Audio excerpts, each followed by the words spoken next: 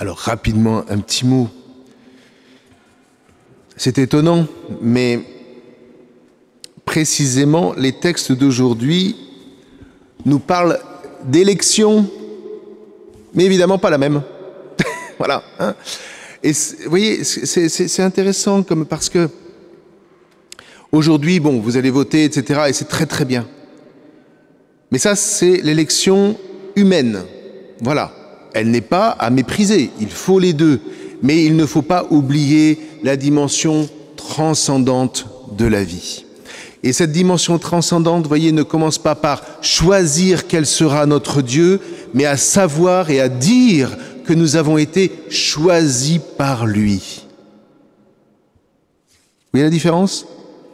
Et c'est ça qu'on appelle l'élection, puisque élire quelqu'un, ça veut dire choisir. Nous sommes choisis par Dieu. Et alors on pourrait se dire, oui, allez, c'est bien, c'est magnifique, votre vie sera plus facile si vous comprenez que vous êtes choisi par Dieu. Elle sera plus forte. Elle sera plus forte. Parce que quand on se sait aimer, on est toujours plus fort. Est-ce qu'elle sera plus facile ? Ben écoutez, si j'en crois la Passion qu'on vient de lire, c'est pas évident. Parce que si vous osez dire, comme Jésus le disait, que vous êtes aimés de Dieu, que vous êtes aimés du Père, cela va susciter la jalousie. Pourquoi lui et pas moi ? C'est un des gros nœuds de la Passion, c'est la jalousie, vous voyez ? Si Jésus est le Christ, que deviennent les dignitaires du peuple d'Israël ? N'oubliez pas, ce ne sont pas les Juifs, en gros, qui ont condamné Jésus, ce sont les autorités juives qui ont senti vaciller leur pouvoir, et romaines. Vous vous rendez compte ? Celui qui paraissait à leurs yeux comme un seul homme, humble, voilà qu'il faisait vaciller la base du gouvernement humain. Alors aujourd'hui, on a trouvé la solution, c'est-à-dire qu'on ne veut plus même penser. Voilà. Tout ce qui est transcendant, on laisse de côté. J'ai eu cette grâce, vous voyez... Non, ça va, c'est une parenthèse. Donc, on l'a mis de côté. Eh bien, nous sommes là, frères et sœurs, aujourd'hui, pour rappeler à ceux avec qui nous vivons et pour porter au monde cette bonne nouvelle, l'élection première qui passe par-dessus toutes les autres élections, c'est le choix que Dieu a fait de nous aimer, de m'aimer personnellement, d'aimer son Église, aussi pécheurs que nous soyons. Nous sommes aimés. Et donc les rameaux que vous allez mettre chez vous, que vous allez porter sur les tombes, etc., doivent rappeler que cet amour-là est ce qui nous fait reverdir.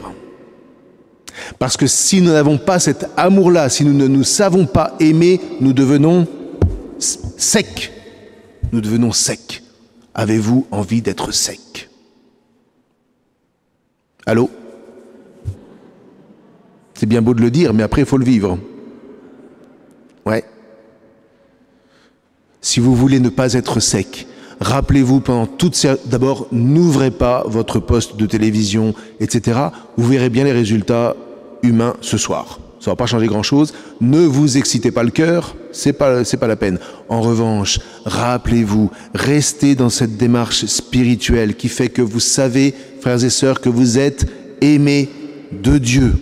Et cet amour-là doit vous habiter toute cette journée. Si jamais vous avez des craintes, des peurs, des frayeurs par rapport à l'avenir en France, revenez à cette élection, car à celui qui se sait aimer, toute crainte est bannie. C'est ce que dit Saint Jean dans sa lettre.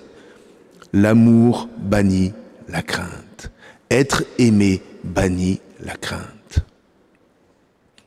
Alors encore une fois, vous voyez, ces rameaux, rappelez-vous, ils vous rappellent, ce sont des signes, ce qu'on appelle en termes techniques des sacramentaux, mais ils sont là pour vous rappeler une chose essentielle.